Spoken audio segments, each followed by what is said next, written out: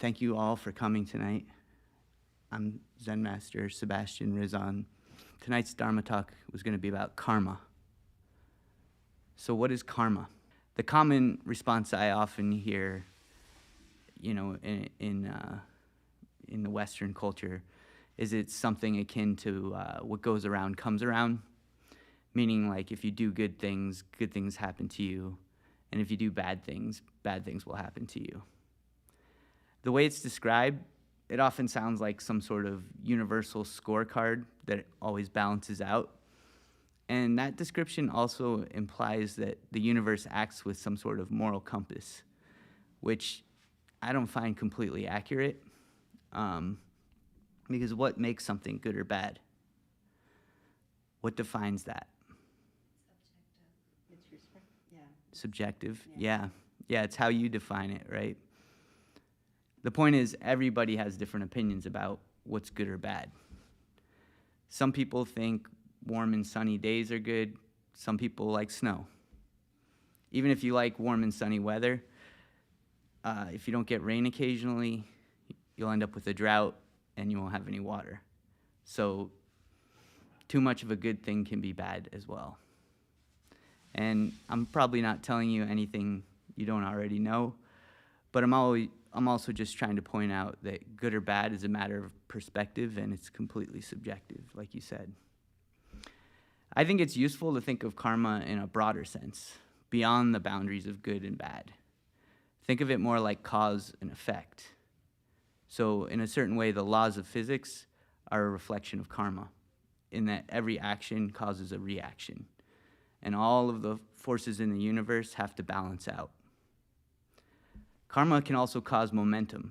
For instance, if you roll a rock down a cliff, it can knock loose another rock, and then those rocks knock loose other bigger rocks, and they roll down the cliff and so on, knocking loose other rocks, until there's a huge landslide. So if you think about it then, you can realize that you have the power within yourself to move the earth in ways you could hardly imagine. In truth, this moment is the result of a chain of events that's been going on longer than you can possibly fathom. All of these events since the beginning of the universe came together to create this moment. That makes this moment right now particularly special. Each moment is precious, and we should learn to treat it that way. That's why it's important to keep your mind clear in each moment. That's why in Zen, we practice meditation, so we can learn how to keep our mind clear. This moment is the culmination of an unimaginably long chain of events. This is our karma. But how did it all start? Where did all of this karma come from? In Zen, we call these types of questions koans. Koans are supposed to challenge you to think about things differently. So this is our koan for tonight. Where did all of this karma start? This is your seed for today's class. Plant that seed in your mind, and now we'll meditate together so that we can clear out our mind and make room for that seed to grow. First, I'll go over some basic meditation techniques. Let's begin with a breathing technique that can help you relax and prepare your body for meditation. So start by breathing a little bit slower and a little bit deeper than you usually do. Visualize your heart in the center of your chest as you breathe. As you listen to me, I want you to slow down your breath a little bit more and breathe a little bit deeper. Feel your breath coming in through your nose and mouth, collecting all of the energy from your brain and moving it from your head into your heart. Imagine now that you're breathing with your heart. The purpose of this is to try to align our mind, heart, and body. You can also place your hand on your heart and close your eyes if you like. Just keep breathing a little bit slower and deeper as I talk.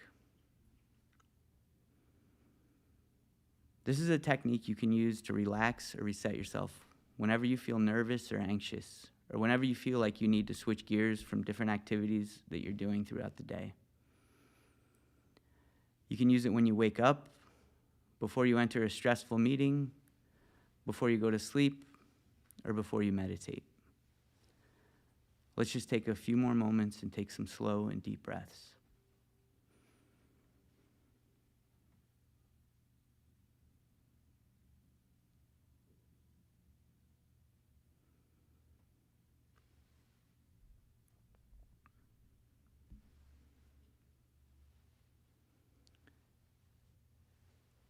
So tonight we'll be doing a mantra meditation. We'll turn around where we're sitting and cross our legs, and we'll sit with our hands, with our right hand, left hand, touching thumbs, making a circle with your hands, and just center them in your lap. When you're meditating, try to keep your neck and back straight. Try not to slouch. And we'll have our eyes closed, but if your eyes were open, they'd be at a 45-degree angle, looking at the floor. If you get uncomfortable during the meditation, you can stand up and stretch. Just try to be quiet and respectful of everyone trying to meditate around you. In traditional Zen meditation, a mantra is used to clear the mind. The mantra is the focal point of meditation, usually a word or a phrase that's repeated within your mind. If you try not to think, thoughts will inevitably come into your mind. By focusing on the mantra, you can use it to push out all of the other thoughts. As you meditate, only concentrate on your mantra. If another thought comes into your mind, let it pass and return to focusing on your mantra. You can use anything as a mantra, even counting your breath works. But I usually suggest using the mantra of Koan Bosal. Koan Bosal is the name of the bodhisattva of love and compassion in Korean Zen. She's often depicted with thousands of eyes and hands, and is said to be able to see the suffering of everyone and help those who call out her name. Using this mantra will bring compassionate energy towards you while you meditate. Drawing compassionate energy towards you is like giving water to your seeds, which will help them grow. So now we're going to turn around in our spot and just meditate for about 20 minutes, okay? And just keep that mantra. Koan Bosal is the one I usually suggest. She has different names. It's Guanyin in Chinese, but I come from a Korean tradition. That's what the name we use. So we'll just turn around in our spots.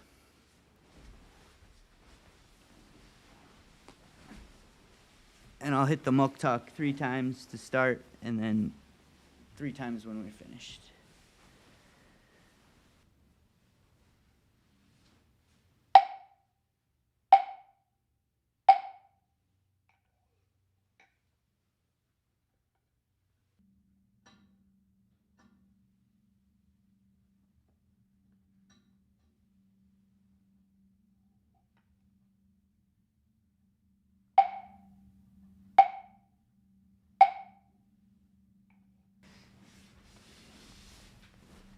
Have any of you tried meditation before? Is this one of your first experiences or something you've done before? I do every day. Excellent. Yeah, I've done Vipassana, and I've been practicing since. Awesome. That's what I always try to tell people, is try to do it every day. It's the best recipe for success.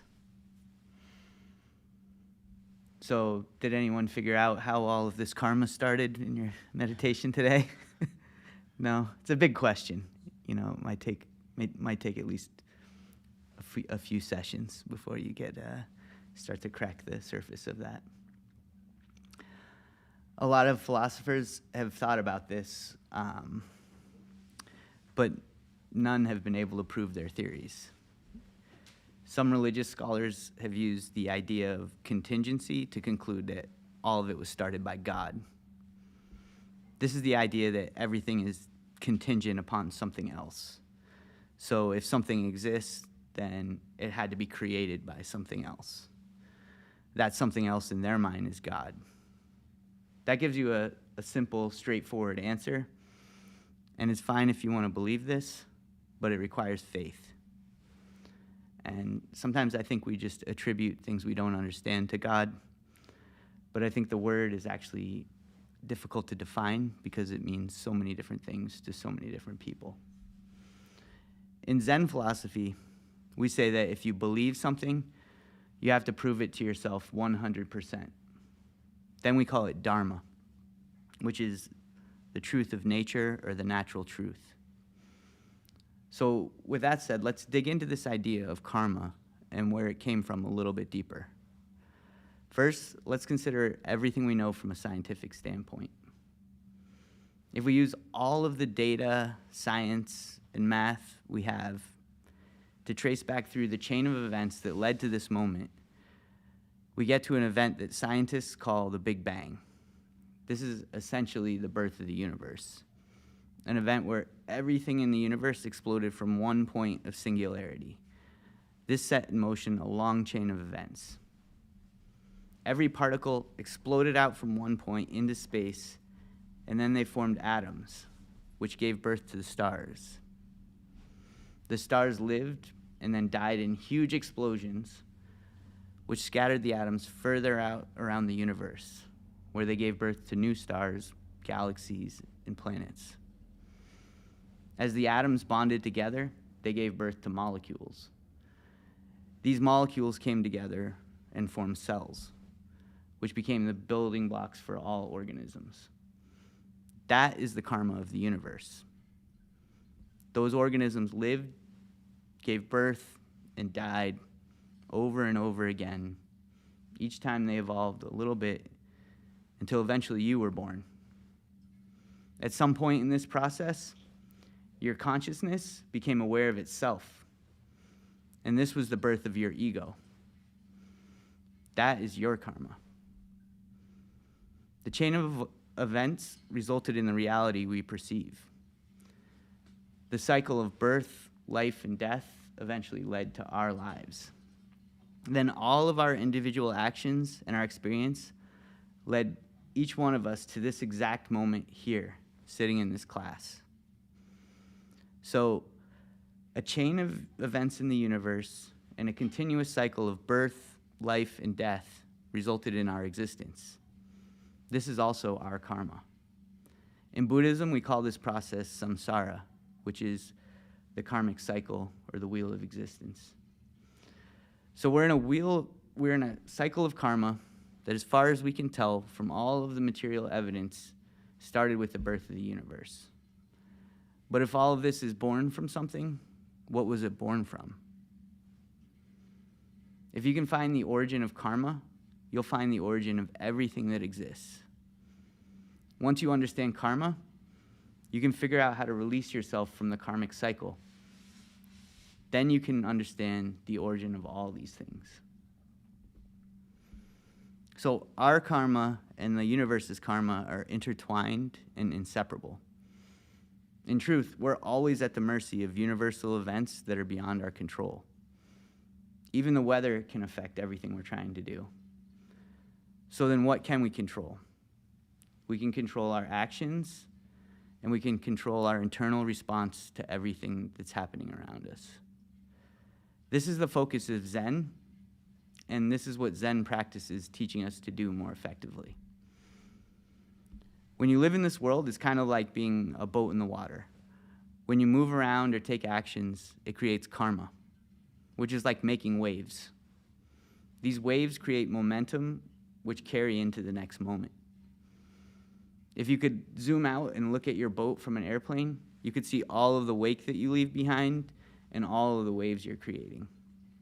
However, when you're piloting the boat, it's difficult to see all that and imagine that perspective, especially when life is throwing all kinds of challenges at you.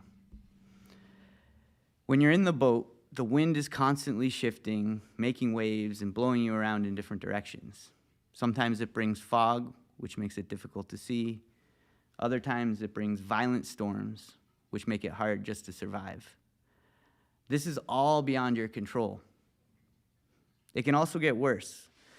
because sometimes the weather can affect your mood and emotions, which can affect your thoughts and your ability to make decisions. When it's warm and sunny, you might feel happy. When it's cold and rainy, you might feel sad. It gets even more complicated when you're stuck on a boat with other people, and you have to account for all the interpersonal challenges that arise and everyone having different opinions about how to steer the boat. Now, this is all just a metaphor for life, but I think you can catch my drift. Most of the time, we're just doing our best to survive and thrive. In truth, we're being carried through life by the momentum that's been created around us. This is our karma. When you're in the middle of a nasty storm, the best you can try to do is try to make good decisions and survive. Meditation can help you clear your mind no matter what the weather is outside. It can help you control the internal, emotional storms, which can sometimes feel just as overwhelming as the storms outside.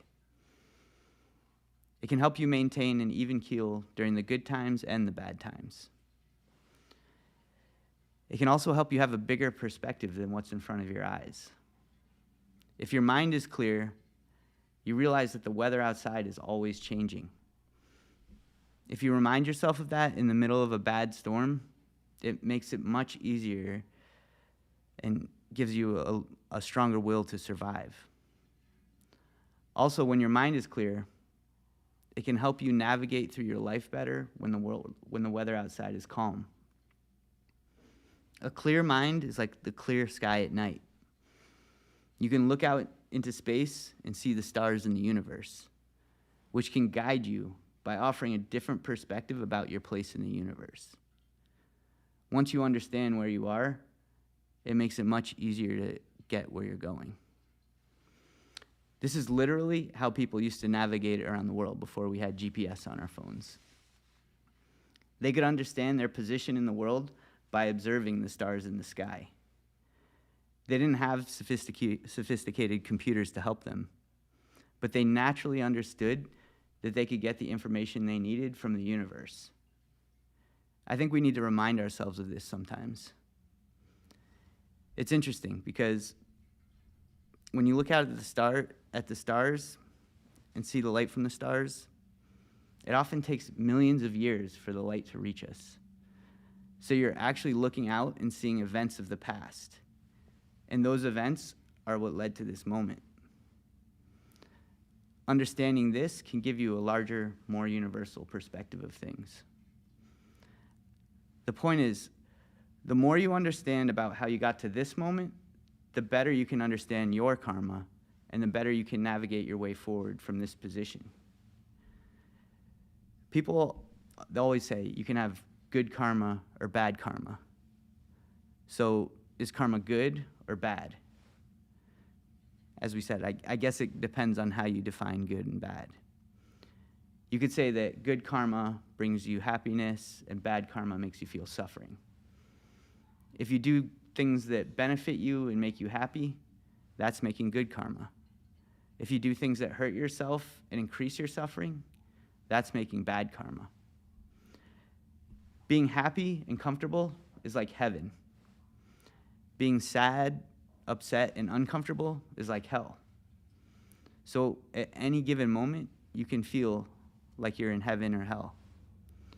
You could actually measure how much of your day you spend in heaven and how much of your day you spend in hell.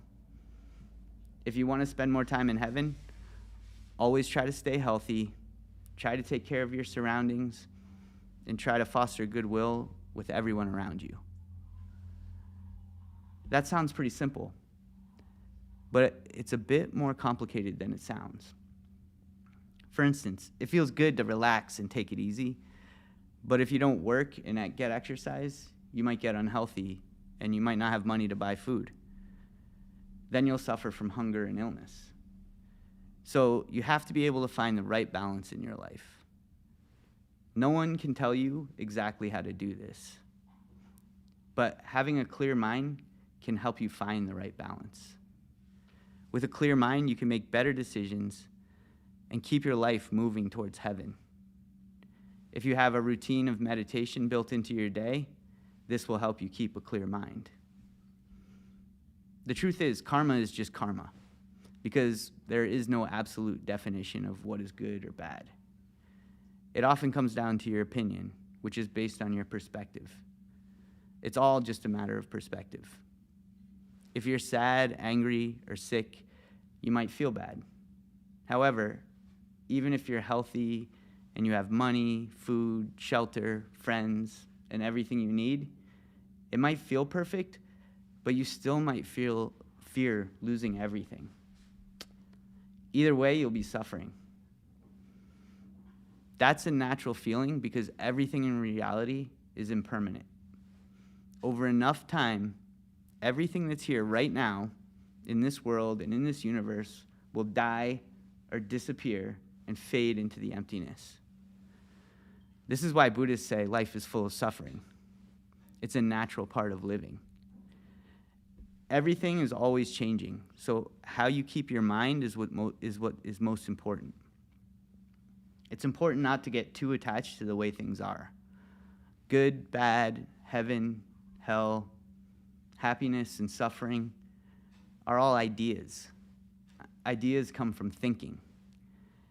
Everything you know about reality and the universe comes from thinking. Even the idea of karma comes from thinking. All of these ideas and all of your perceptions of things, it starts in the mind. And as long as you remain attached to these ideas, you'll continue to suffer. In truth, everything in the universe is impermanent, and it will eventually return to the emptiness. So, in order to understand the emptiness and see the truth beyond thinking, you must completely clear and empty your mind. This means to stop suffering, you need to learn how to control your mind and let go of all your attachments. This is why we practice meditation. We're learning how to control our mind and keep it clear. An empty mind has no karma. An empty mind has no suffering. Freedom from suffering is what we call nirvana. If you're not attached, there is no hindrance, and you can move freely between heaven and hell. To attain this freedom, you can't just do whatever you want. To truly be free, you must understand the true nature of things. You must understand the rules of the universe and follow them. But nobody can tell you the rules. And everything in the universe is always changing.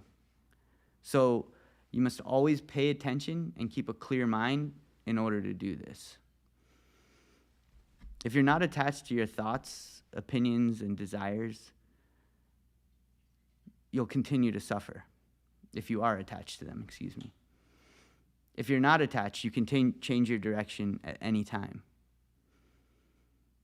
As long as you live, you'll be subjected to the external forces of the world, such as the wind, the weather, and the storms. If you remain attached to your emotions and feelings about your situation, you'll only cause yourself more suffering. If your mind is always clear and calm, you can make good decisions and you can find shelter during storms. Having a clear mind will help you in any situation you encounter. Also, if you help other people understand this through compassionate actions, you can help them reduce their suffering too.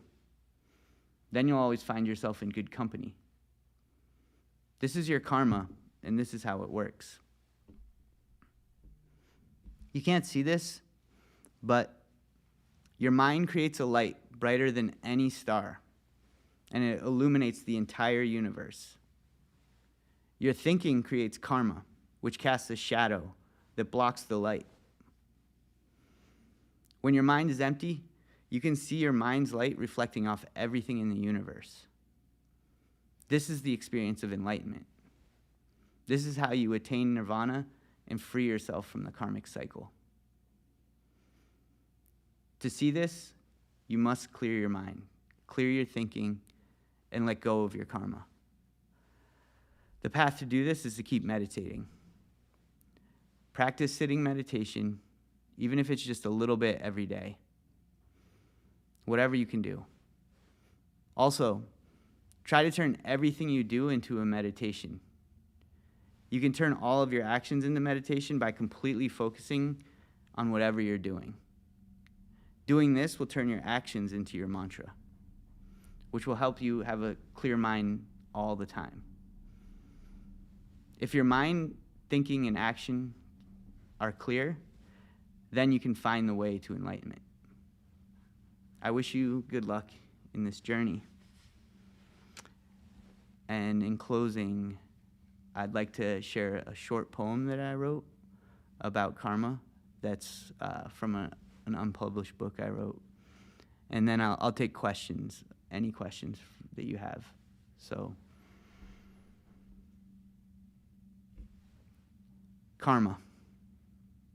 What is your karma? The light of the mind shines day and night, illuminating the way. Everything that exists in the universe casts a shadow. Each step leads to where you are, and you can only move on from here. Every action moves the shadows, while your position and perspective determine your karma. Stumbling through the dark causes suffering in life, but meditation makes the mind still, suspending the shadows that blind you from the truth, revealing a path from the darkness into the light. That's it. Thank you. Now, I'm happy to take any questions that anybody has about anything. Anything here, anything about Zen, anything about meditation, about the mind. When you started meditating, was it hard for you to clear your mind at first? Yeah. When I started meditating, it's been a long journey. You know, my background is I lived in a Zen temple for 16 years, and I've been teaching for a few years since then as well. But the first few times I meditated, I read about it in a book, and I was like, oh, this sounds really great. And the idea of enlightenment sounded amazing. And so I tried meditation, and I got really stiff, and I sat for like a minute, and then I kind of just gave up because it just didn't produce results immediately. And I didn't feel like I was making any progress. But I just really didn't put in a lot of effort. And for me, it wasn't until I, became part of a meditation community where people were, encouraging me, and I was practicing it with other people that it really started to sink in. And also when I met my teacher, he's the one who gave me the idea that meditation could be actions as well. You didn't have to just sit and meditate, that your actions could be meditation. And for me, that was a huge turning point for me, to realizing I could meditate while I'm moving, and then that kind of made it easier for me to sit and meditate as well. So my teacher was a Zen master as well as a martial arts master, and he taught me martial arts. And the martial art was a form of meditation. But I had done martial arts before, but he's the person who brought it to my attention that is actually turning your actions into meditation. So the minute your mind starts to wander, that's when you start to make mistakes. And then you can tell if your meditation's clear or not. And once I started to do that and make that connection, then I could sit and meditate. But it took that connection for me to really be. And then once I started to do that and get positive feedback, then I just started to really embrace it and do it regularly and practice it on my own and things. But it actually took quite a few years since when I heard about it and tried it the first time, and then I'd read another book and try it again and usually fail. It wasn't until I really found my teacher and the meditation community I was part of that it really started I really started to embrace it and do it regularly. Okay. So, do you have a question? Is there you said you were from a Zen, from the Korean Yep. tradition. Is there a difference between that and the Japanese? Yeah, I think it's very similar in that, the history. I'm not a historian, but Buddhism came from India. Bodhidharma brought it from India to China. In China, it kind of got mixed with Taoism a little bit, some of the philosophies, and then that's what they called Chan Buddhism, which is the Chinese word for Zen. Then it spread to Korea and Japan, and everywhere Buddhism lands, it kind of absorbs some of the culture of wherever it is. And like the way I practice, it doesn't matter to me what your religion is, what you believe. I believe you can use Zen practice, meditation to enhance whatever you're doing and whatever your beliefs are, because it's all about finding the truth and meditating to help you find that. And so I don't know like all of the specific differences because I really only studied the Korean type, but I have heard teachings and read stuff from other teachers from Japan, and it does seem very similar to me. Does that answer your question? It's the best I can do at this moment, but That's good, yeah. Because to me, just the whole idea, you know that there are two schools like in Japan, right? The Zazen and the Sato Zen, something like that. yep. Now, like people say just sit, and the people they say just use the koan. So which version is that? I just want to correlate. Yeah, so in my practice, it's a little different, but we use both sitting, koans. We did that today. Did sitting meditation together. I gave you koans. I don't really. I like to ask big questions and provoke you to think or to, sit with those. But some schools really emphasize koans in that you have to answer certain koans in order to progress through their hierarchy. For me, I'm just more interested that people are asking themselves that questions and learning from their sitting, and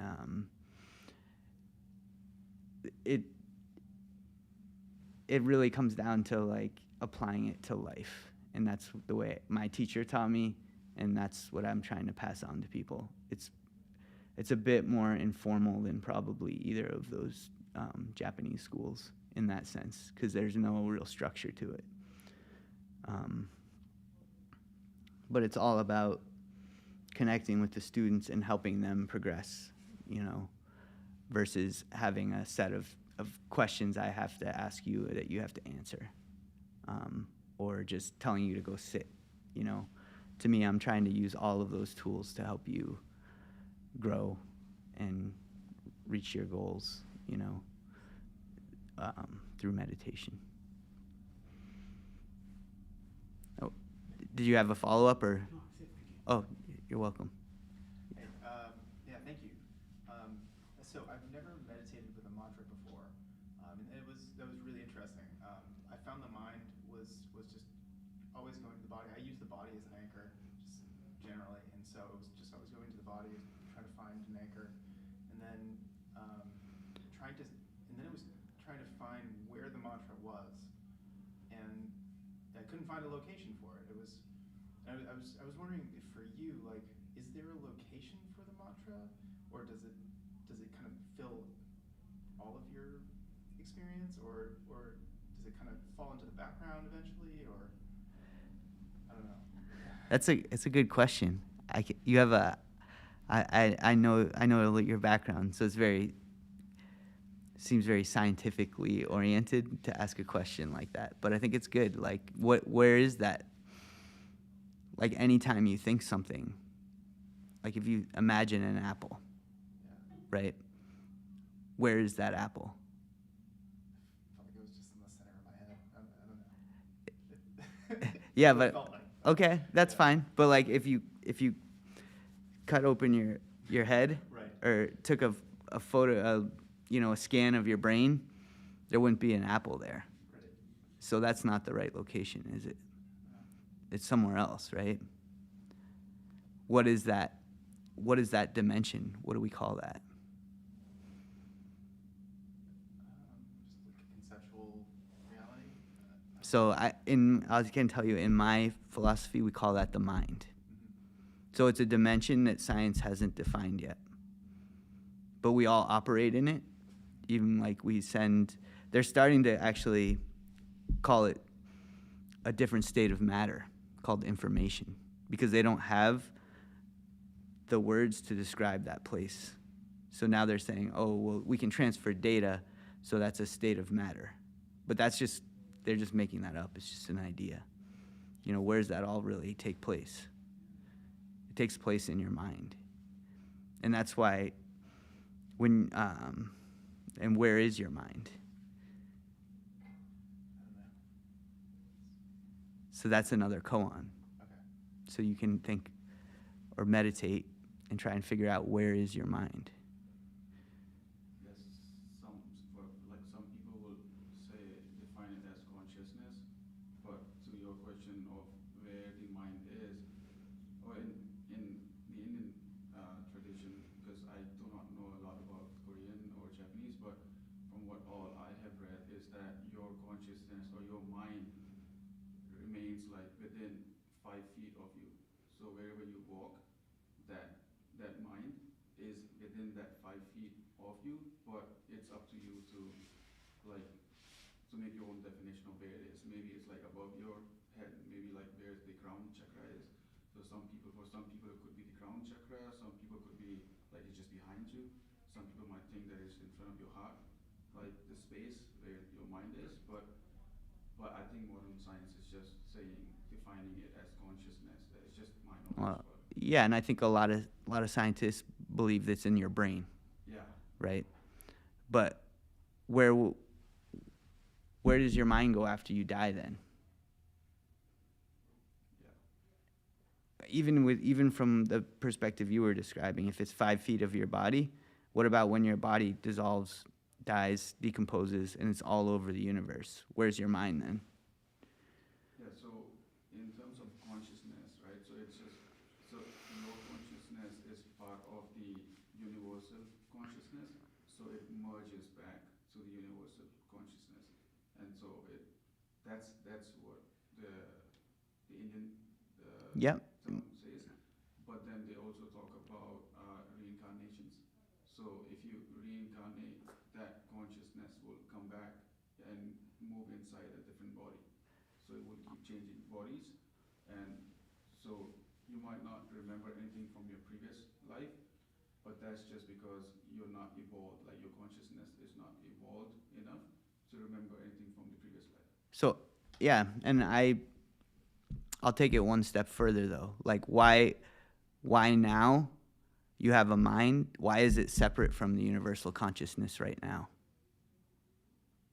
I think it's part of the universal consciousness. That's the point of meditation, is to be part of the universal consciousness, and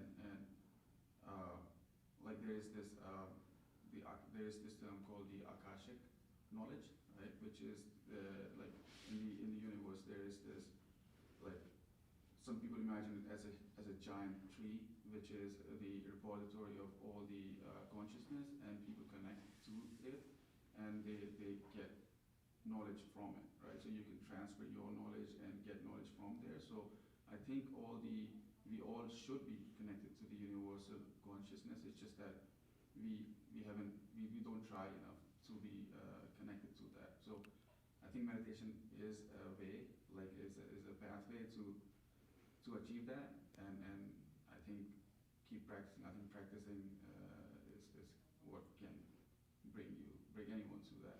Yeah, and I was saying, even in my talk today, you can get all of that information right now from the stars. Like, the only thing that's stopping you is your thinking. Yeah. And the only thing right now that's separating you from that universal consciousness is your thinking, because you think that you have a body that makes a line around you, and then that defines your body, and then that defines the way you can conceive everything. And meditation when you put down all of your thoughts, it breaks down that. And you see like the line that you call your skin, it's actually just made up of cells, which are made up of particles. And in between all those particles is tons of space and emptiness relatively to the amount of matter that there is. And so there's really no line there. That's a totally imaginary line that we made up so that we could survive reality better. And in order to live, you have to take care of your body. So all of our survival instincts train us to think that way. That line, I think, lies with the same realm where that apple lies. Where the what? The apple. The apple, Oh, yeah. They are And so you place. described also, I just have to mention this, like, I don't come from the same tradition as you, but I've actually like experienced what you're talking about. I drew a picture of something like that tree. That was one of the first art pieces I ever did, was trying to show that, what I had like experienced, that you can tap into that. And Related to this one?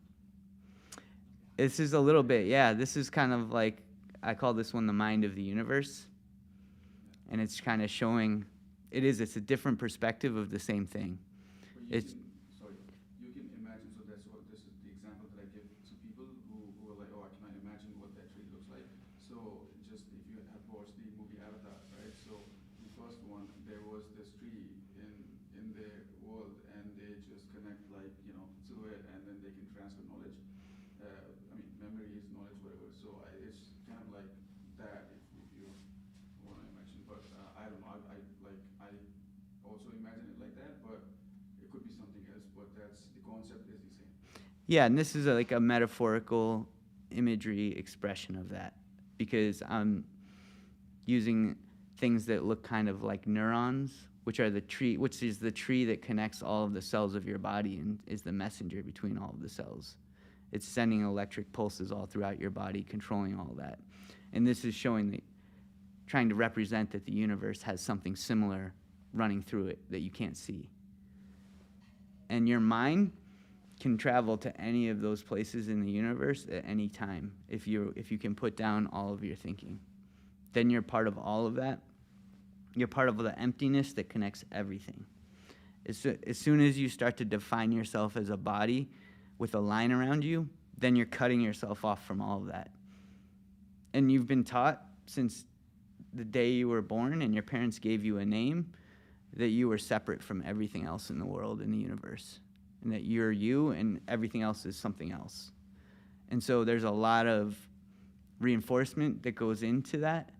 And it's a lie like Santa Claus that we have passed down to all of our kids. We tell them that from the day they're born, your name is this, and you're separate from everything. But it's all kind of born out of this ignorance we share that that comes from our need to survive and to feed ourselves.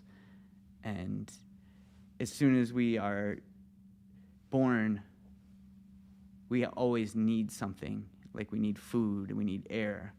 And that is causing us suffering, but also in order to live and have experiences, you have to go through all of that.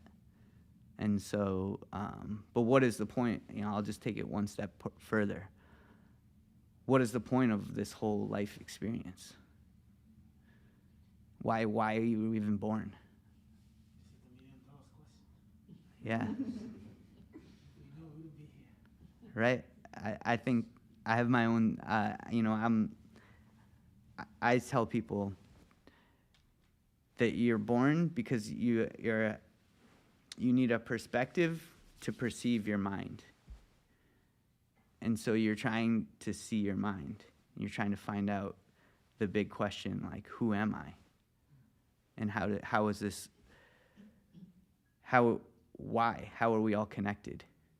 And to kind of tie it into what I was saying, part of that is trying to understand how to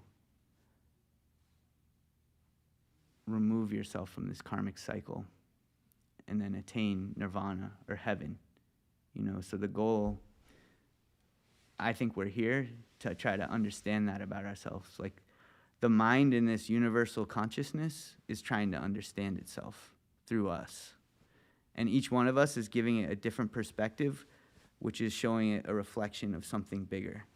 It's the same reason you want to look at a mirror to see your face. Like, the mind is trying to do that through all of us. Or the consciousness or whatever. At some point you run out of the proper words to describe this thing. That's why I said all of these ideas, all of these thinking, all the words, everything I said today, you got to throw it all out and just meditate. Because no matter what I tell you, you can understand it intellectually and think you know it, but until you experience it, it's not the same thing. So this is all just kind of me pointing you in a direction and telling you to keep pushing yourself in that direction, keep meditating, try to clear out all of your thoughts, try to really clear your mind, and just trying to inspire you to do that.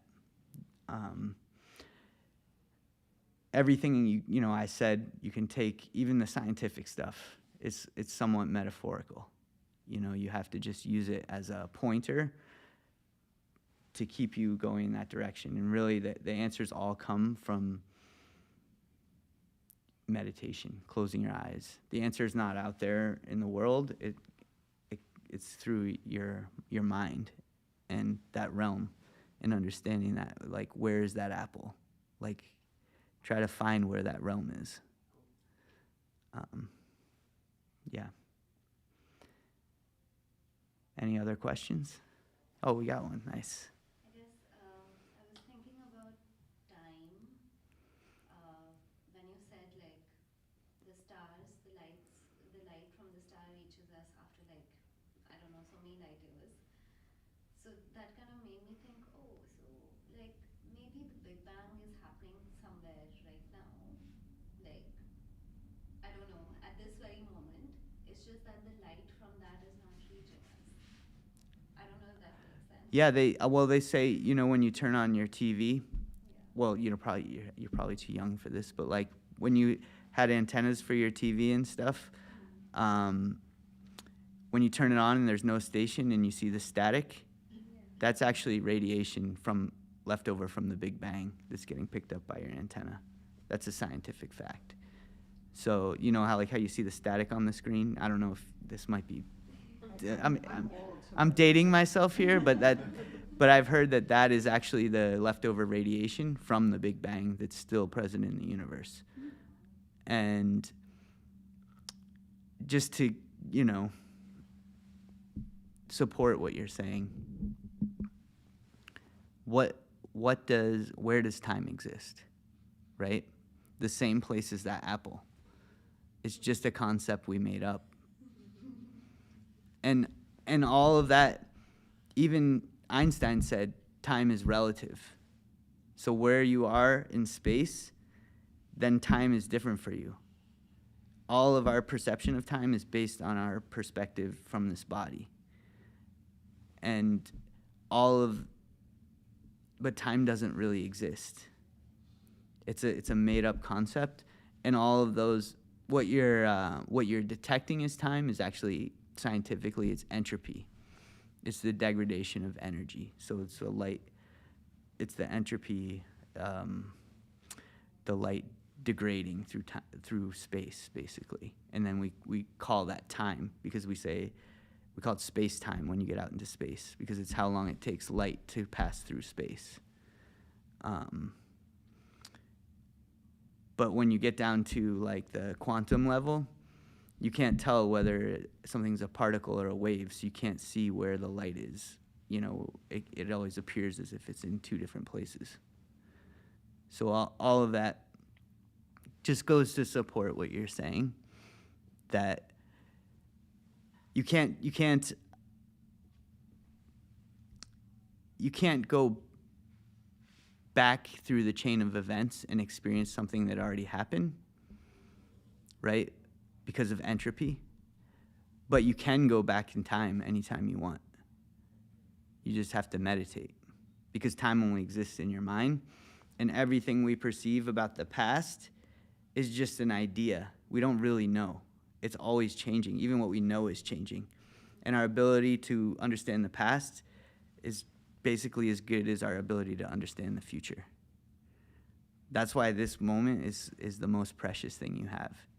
And that's why if you keep your mind clear, then you can understand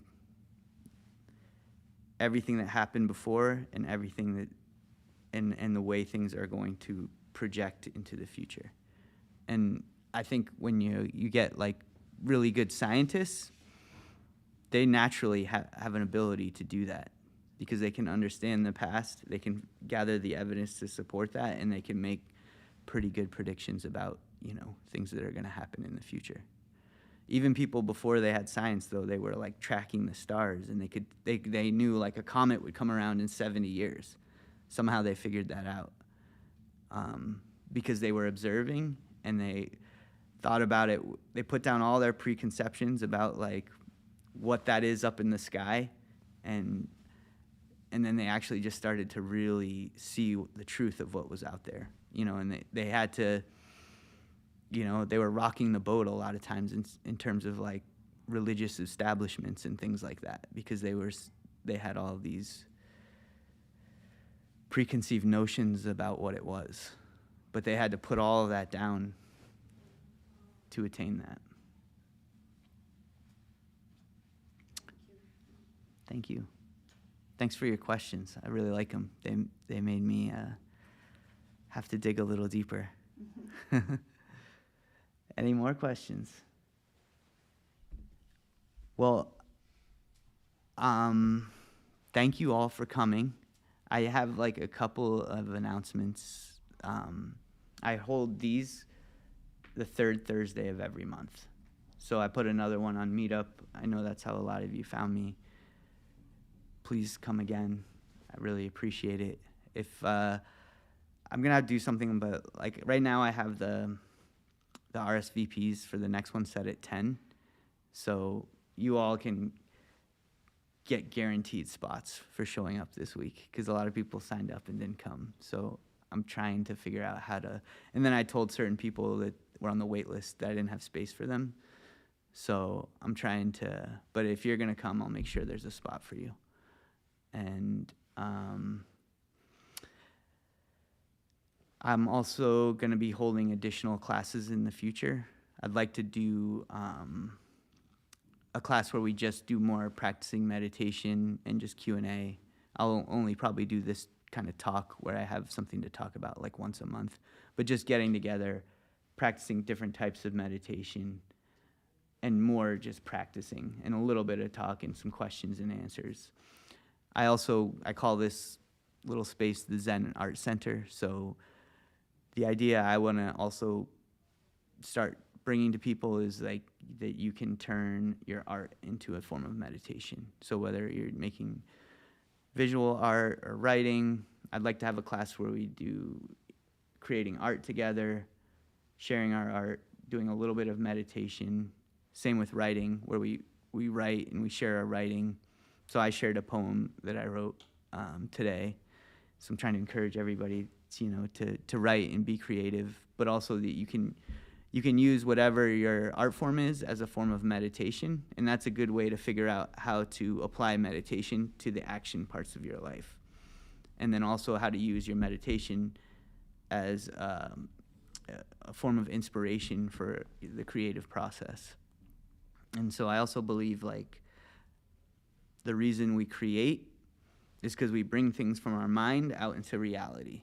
And then by doing that, we get a reflection of what's in our mind. And then, so that's part of our process of trying to understand ourselves. Sometimes when I create art, I just make something and then I look at it and I learn something about myself from that. Have you ever had that experience? Or writing sometimes too? So I'm trying to get people to kind of dig into that and trying to create the kind of communities that do that. So I'll also try to have some of those types of classes. I'll put them on Meetup as well. If you want to sign up for my email list, there's a list in the back. Definitely appreciate it. Then you can stay updated on everything I'm doing. And you don't need any prior experience to participate in any of these classes. And I'd love to stick around and chat. If any of you have extra time, you're welcome to hang out, strike up a conversation. I'd like to get to know you all better. And also, if you are able, I'm doing these classes for free, but if you're able to make a donation, really appreciate your support. That's how I'm going to be able to keep offering these kind of things. So there's a little bowl in the back if you want to leave something, or my Venmo, Cashapp stuff. And I really appreciate all of you coming. I hope you enjoyed it. And keep practicing a little bit every day. All right? Just start with 1 minute. If you just try to make a routine for yourself, 1 minute of meditation. Don't bite off more than you can chew. And then just try and see if you can do it for like 10 days. And then if you make it to 10, try to do it for the month. If you make it for the month, try to go for 100. If you make it to 100, you'll probably never want to miss a day again. But just try to make a routine that you can keep up with. So like when you wake up, just try a minute of meditation. And I think if you do that, you'll start to really unlock the power of your mind in a different way than what you might have experienced in the past. So, all right, thank you.